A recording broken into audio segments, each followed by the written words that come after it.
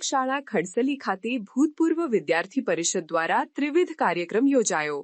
આગામી તારીખ 29 અને 30મી જાન્યુઆરીએ પૂજ્ય મોરારી બાપુની ઉપસ્થિતિમાં લોકશાળા ખડસલી ખાતે ભૂતપૂર્વ વિદ્યાર્થીઓનું સ્નેહ સંમેલન યોજાઈ રહ્યું છે। તે અંતર્ગત રાજકોટ, સુરત અને અમદાવાદમાં વિવિધ કાર્યક્રમોનું આયોજન કરવામાં આવ્યું। અથર્વ ઇન્ટરનેશનલ સ્કૂલ ડિંડોલી ખાતે લોકશાળા ખડસલી ભૂતપૂર્વ વિદ્યાર્થી પરિષદ સુરત શાખા દ્વારા ગુજરાતના જાણીતા સાહિત્યકાર મનસુખભાઈ સલ્લાના અધ્યક્ષ સ્થાને લોકશાળા ખડસલીના નિવૃત્ત આચાર્ય અને પરિષદના પ્રમુખ દોસ્તભાઈ બલોચના અવિસ્મરણીય છબીઓ પુસ્તક વિમોચન સહિત ત્રિવિધ કાર્યક્રમનું આયોજન થયું।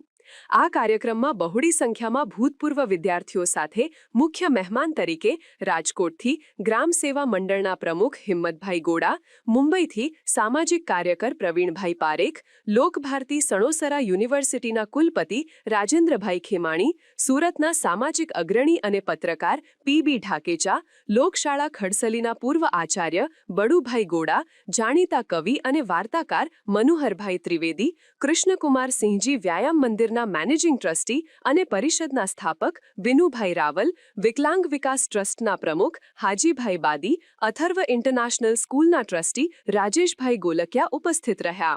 પુસ્તક અને લેખકનો રોચક પરિચય મનોહરભાઈ ત્રિવેદીએ પ્રસ્તુત કર્યા પછી અધ્યક્ષ મનસુખભાઈ સલ્લા અને મહેમાનોના વરદ હસ્તે પુસ્તક વિમોચન કરવામાં આવ્યું।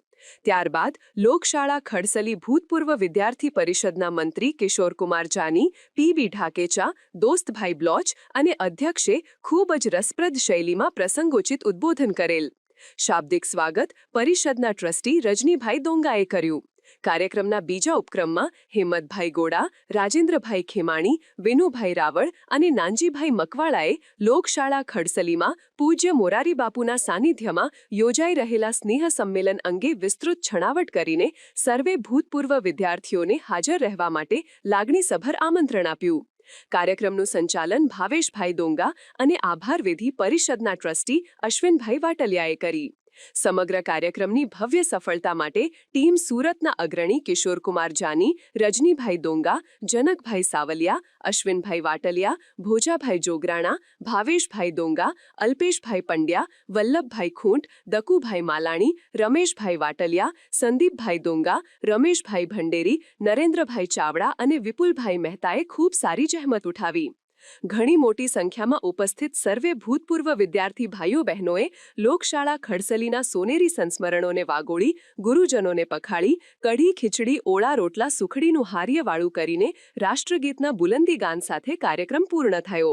કેમ કરવું, લોકશાળા કરવું, અહીંયા કરવું, એવા ઘણી બધી દુવિધાઓ વચ્ચે એક દિવસ રાજુભાઈ ખેમાણી અને ભાઈ વિનુભાઈ રાવળનો ફોન આવ્યો મારી ઉપર કે રજની અમારે એક લોકશાળામાં ભૂતપૂર્વ વિદ્યાર્થીનું સ્નેહ મિલન કરવું છે, તો ક્યારે અનુકૂળ આવે? અને તારીખ નક્કી થાય 29 નવેમ્બર। અને ત્યાર પછી જાની સાહેબ અમે 10-15 મિત્રો મળ્યા અને વાતોમાં ત્રિવિધ કાર્યક્રમનું આયોજન થઈ ગયું।